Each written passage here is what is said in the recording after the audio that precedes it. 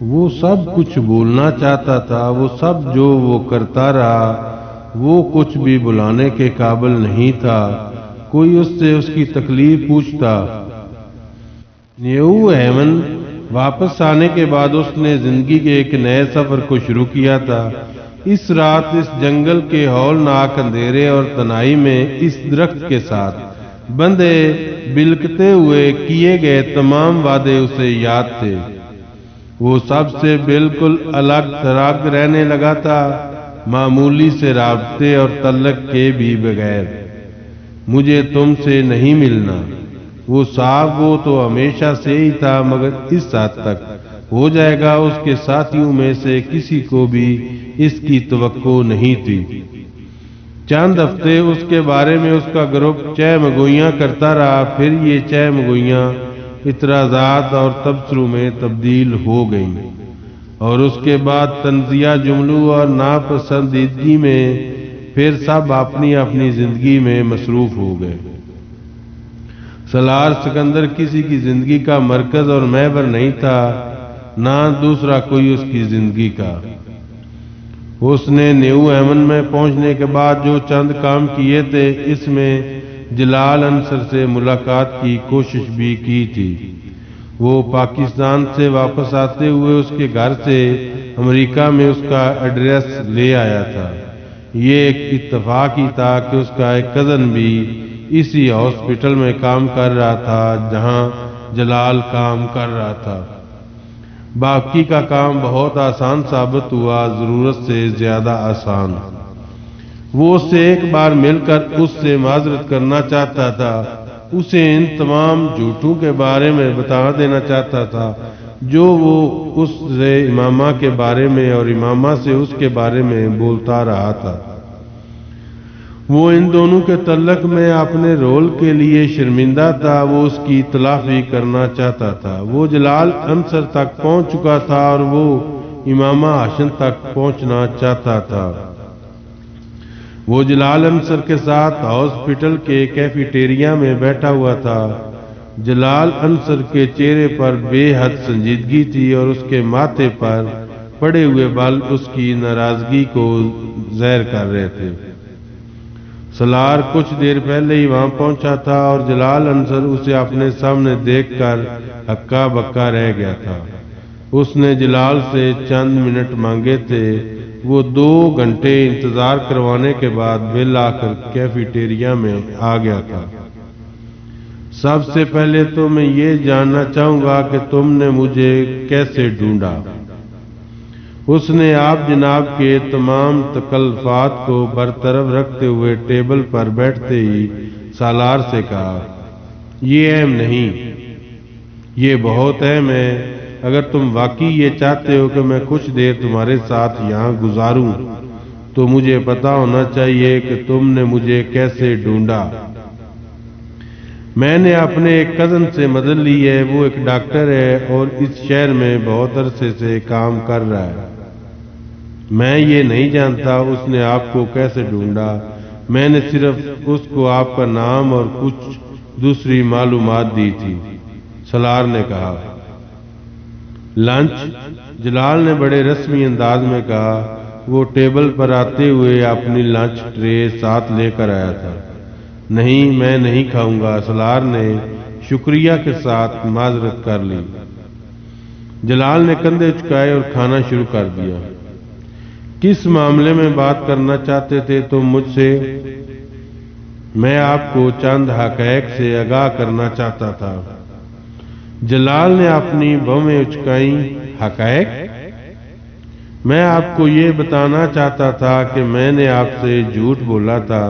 میں امامہ کا دوست نہیں تھا، وہ میرے دوست کی بہن تھی، صرف میری نیکسٹ ڈور نیبر۔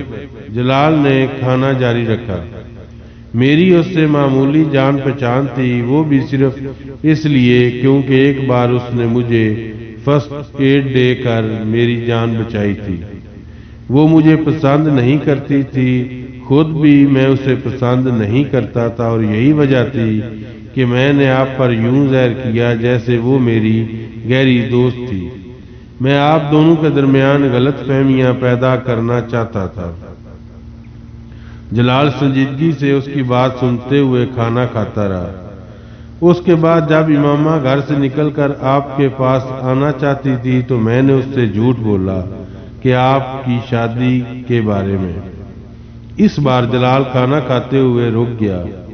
میں نے اس سے کہا کہ آپ شادی کر چکے ہیں، وہ آپ کے پاس اسی لیے نہیں آئی تھی۔ مجھے بعد میں احساس ہوا کہ میں نے بہت نامناسب حرکت کی ہے، مگر اس وقت تک دیر ہو چکی تھی۔ امامہ سے میرا کوئی رابطہ نہیں تھا، مگر یہ ایک اتفاق ہے کہ آپ سے میرا رابطہ ہو گیا۔ میں آپ سے ایکسکیوز کرنا چاہتا ہوں۔ میں تمہاری معذرت قبول کرتا ہوں، مگر میں نہیں سمجھتا کہ تمہاری وجہ سے میرے اور امامہ کے درمیان کوئی غلط فہمی پیدا ہوئی۔ میں پہلے ہی اس سے شادی نہ کرنے کا فیصلہ کر چکا تھا۔ جلال نے بڑی صاف گوئی سے کہا۔ وہ آپ سے بہت محبت کرتی تھی، سالار نے دھیمی آواز میں کہا۔ ہاں میں جانتا ہوں، مگر شادی وغیرہ میں صرف محبت تو نہیں دیکھی جاتی، اور وہ بھی بہت کچھ دیکھا جاتا ہے۔ جلال بہت حقیقت پسندانہ انداز میں کہہ رہا تھا۔ جلال کیا یہ ممکن نہیں آپ اس سے شادی کر لیں؟ پہلی بات یہ ہے کہ میرا اس کے ساتھ کوئی رابطہ نہیں۔ دوسری بات یہ کہ میرا اس کے ساتھ رابطہ ہوتا بھی تب بھی میں اس کے ساتھ شادی نہیں کر سکتا۔ اس کو آپ کے سہارے کی ضرورت ہے، سالار نے کہا۔ میں نہیں سمجھتا کہ اسے میرے سہارے کی ضرورت ہے۔ اب تو بہت عرصہ گزر چکا ہے، اب تک وہ کوئی نہ کوئی سہارا تلاش کر چکی ہوگی، جلال نے اطمینان سے کہا۔ ہو سکتا ہے ایسا نہ ہو، ایسا اس نے نہ کیا ہو، وہ ابھی بھی آپ کا انتظار کر رہی ہو۔ میں اس طرح کے امکانات پر غور کرنے کا عادی نہیں ہوں۔ میں نے تمہیں بتایا کہ میرے لیے اپنے کیریئر کی اس سٹیج پر شادی کرنا ممکن نہیں ہے، وہ بھی اس سے۔ کیوں؟ اس کیوں کا جواب میں تمہیں کیوں دوں؟ تمہارا اس سارے معاملے میں کوئی تعلق نہیں ہے۔ میں اس سے کیوں شادی نہیں کرنا چاہتا میں تب بھی اسے بتا چکا ہوں، اور اتنے عرصے کے بعد تم دوبارہ آ کر پھر وہی پنڈورا باکس کھولنے کی کوشش کر رہے ہو، جلال نے قدرے ناراضی سے کہا۔ میں صرف اس نقصان کی تلافی کرنے کی کوشش کر رہا ہوں جو میری وجہ سے آپ دونوں کا ہوا، سالار نے نرمی سے کہا۔ میرا کوئی نقصان نہیں ہوا اور امامہ کا بھی نہیں ہوا ہوگا، تم ضرورت سے زیادہ حساس ہو رہے ہو، جلال نے سلاد کے چند ٹکڑے منہ میں ڈالتے ہوئے اطمینان سے کہا۔ سالار اسے دیکھتا رہا، وہ نہیں سمجھ پا رہا تھا کہ وہ اسے اپنی بات کیسے سمجھائے۔ میں اس کو ڈھونڈنے میں آپ کی مدد کر سکتا ہوں، اس نے کچھ دیر بعد کہا، مگر میں اسے ڈھونڈنا نہیں چاہتا۔ شادی مجھے اس سے نہیں کرنی تو پھر ڈھونڈنے کا کیا فائدہ؟ سالار نے ایک گہرا سانس لیا۔ آپ جانتے ہیں اس نے کس لیے گھر چھوڑا تھا؟ میرے لیے، بہرحال نہیں چھوڑا تھا، جلال نے بات کاٹی۔ آپ کے لیے نہیں چھوڑا تھا، مگر جن وجوہات کی بنا پر چھوڑا تھا، کیا ایک مسلمان کے طور پر آپ کو اس کی مدد نہیں کرنی چاہیے؟ جبکہ آپ کو یہ بھی جانتے ہیں کہ وہ لڑکی آپ سے بہت محبت کرتی ہے، آپ سے بہت انسپائرڈ ہے۔ میں دنیا میں کوئی وحید مسلمان نہیں ہوں، اور نہ ہی مجھ پر یہ فرض کر دیا گیا ہے کہ میں اس کی مدد ضرور کروں۔ میری ایک ہی زندگی ہے اور میں اسے کسی دوسرے کی وجہ سے خراب تو نہیں کر سکتا۔ اور پھر تم بھی مسلمان ہو، تم کیوں نہیں شادی کرتے اس سے؟ میں تو تب بھی تم سے کہا تھا کہ تم اس سے شادی کر لو، تم ویسے بھی اس کے لیے نرم گوشہ رکھتے ہو، جلال انصر نے قدرے چبھتے ہوئے انداز میں کہا۔ سالار اسے خاموشی سے دیکھتا رہا، وہ اسے بتا نہیں سکتا تھا کہ وہ اس سے شادی کر چکا ہے۔ شادی وہ مجھے پسند نہیں کرتی، اس نے کہا۔ میں اس سلسلے میں اسے سمجھا سکتا ہوں، تم میرا اس سے رابطہ کروا دو تو میں اس سے تم سے شادی پر تیار کر لوں گا۔ اچھے آدمی ہو تم، اور خاندان وغیرہ بھی ٹھیک ہی ہوگا تمہارا۔ کار تو 1.5 سال پہلے بھی بڑی شاندار رکھی ہوئی تھی تم نے، اس کا مطلب ہے روپیہ وغیرہ ہوگا تمہارے پاس۔ ویسے یہاں کس لیے ہو؟ MBA کر رہا ہوں۔ پھر تو کوئی مسئلہ ہی نہیں، جاب تمہیں مل جائے گی، روپیہ ویسے بھی تمہارے پاس ہے، لڑکیوں کو اور کیا چاہیے؟ امامہ تو ویسے بھی تمہیں جانتی ہے، جلال نے چٹکی بجاتے ہوئے مسئلہ حل کیا تھا۔ سارا مسئلہ تو اسی جاننے نے پیدا کیا ہے، وہ مجھے ضرورت سے زیادہ جانتی ہے۔ سالار نے جلال کو دیکھتے ہوئے سوچا، وہ آپ سے محبت کرتی ہے۔ سالار نے جیسے اسے یاد دلایا، اب میرا اس میں کیا قصور ہے؟ لڑکیاں کچھ زیادہ جذباتی ہوتی ہیں اس معاملے میں، جلال نے قدرے بیزاری سے کہا۔ یہ ون سائڈ لو افیئر تو نہیں ہوگا؟ آپ کسی نہ کسی حد تک اس میں انوالو تو ضرور ہوں گے، سالار نے قدرے سنجیدگی سے کہا۔ ہاں تھوڑا بہت انوالو تھا، مگر وقت اور حالات کے ساتھ ساتھ ترجیحات بھی بدلتی رہتی ہیں انسان کی۔ اگر آپ کو اس وقت اور حالات کے ساتھ اپنی ترجیحات بدلنی تھیں تو آپ کو اس کے بارے میں امامہ کو انوالو ہوتے ہوئے بھی بتا دینا چاہیے تھا۔ کم از کم اس سے یہ ہوتا کہ وہ آپ سے مدد کی توقع رکھتی، نہ ہی آپ اس قدر آپ پر انحصار کرتی۔ میں امید کرتا ہوں آپ یہ تو نہیں کہیں گے کہ آپ نے اس سے شادی کے حوالے سے کبھی کوئی وعدہ کیا ہی نہیں تھا؟ جلال کچھ کہنے کی بجائے خوشمگین نگاہوں سے اسے دیکھتا رہا۔ تم مجھے کیا جتانے اور بتانے کی کوشش کر رہے ہو؟ اس نے چند لمحوں کے بعد اکھڑے ہوئے انداز میں اس سے کہا۔ اس نے جب مجھ سے پہلی بار رابطہ کیا تھا تو آپ کا فون نمبر اور ایڈریس دیکھ کر اس نے مجھ سے کہا تھا کہ میں آپ سے پوچھوں کہ آپ نے اپنے پیرنٹس سے شادی کی بات کر لی ہے۔ میں نے اسے اپنا فون دیا تھا کہ وہ آپ سے یہ بات خود پوچھ لے۔ یقیناً اسلام آباد آنے سے پہلے آپ نے اس سے یہ کہا ہوگا کہ آپ اس سے شادی کے لیے اپنے پیرنٹس سے بات کریں گے۔ آپ نے یقیناً پہلے محبت وغیرہ کے اظہار کے بعد اسے پرپوز کیا ہوگا۔ جلال نے کچھ برہمی سے اس کی بات کاٹی۔ میں نے اسے پرپوز نہیں کیا تھا، اس نے مجھے پرپوز کیا تھا۔ مان لیتا ہوں اس نے پرپوز کیا، آپ نے کیا کیا؟ انکار کر دیا؟ وہ چیلنج کرنے والے انداز میں پوچھ رہا تھا۔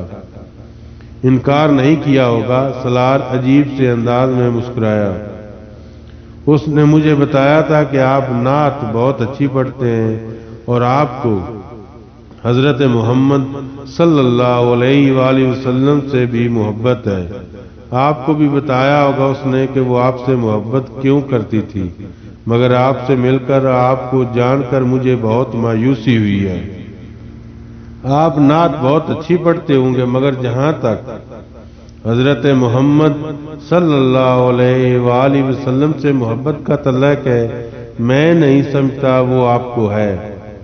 میں خود کوئی بہت اچھا آدمی نہیں ہوں اور محبت کے بارے میں زیادہ بات نہیں کر سکتا، خاص طور پر اللہ اور حضرت محمد صلی اللہ علیہ وآلہ وسلم سے محبت کے بارے میں، مگر اتنا میں ضرور جانتا ہوں کہ جو شخص اللہ یا اس کے پیغمبر صلی اللہ علیہ وآلہ وسلم سے محبت کا دعویٰ کرتا ہے یا لوگوں کو امپریشن دیتا پھرتا ہے، وہ مدد کے لیے پھیلے ہوئے ہاتھ کو نہیں جھٹک سکتا اور نہ ہی کسی کو دھوکہ اور فریب دے گا۔ سالار اٹھ کر کھڑا ہو گیا، اور میں تو آپ سے ریکویسٹ کر رہا ہوں اس کی مدد کے لیے، ہو سکتا ہے اس نے بھی 1.5 سال پہلے کی ہو، پھر بھی اگر آپ انکار پر مصر ہیں تو میں یا کوئی آپ کو مجبور نہیں کر سکتا، مگر آپ سے مل کر اور آپ سے بات کر کے مجھے بہت مایوسی ہوئی ہے۔